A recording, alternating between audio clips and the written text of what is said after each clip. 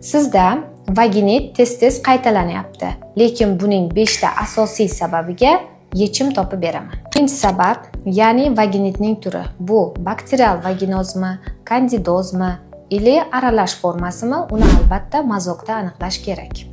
Ikkinchisi, siz davolanyapsiz, lekin natija yo'q. Bunda siz albatta partnyoringiz bilan birgalikda davo muolajasini olib borishingiz kerak. Uchinchisi, qin mikroflorasini tiklash.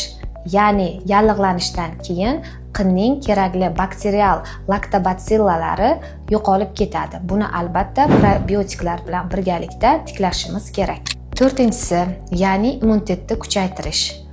Doimiy stressda bo'lish, uyqusizlik, homiladorlik va antibiotiklarni muntazam qabul qilish immunitetning pasayib ketishiga sabab bo'ladi. Va beshinchisi, intim gigiyenaga rioya qilish. Ya'ni olddan orqaga qarab tahorat olish, sintetik ichki kiyimlardan foydalanmaslik, kundalik tagliklardan foydalanmaslik va albatta intim gellardan to'g'ri foydalanish kerak bo'ladi. Siz ayollarimiz yuqoridagi belgilarga albatta rioya qiling, sizni vaginit qayta bezovta qilmaydi.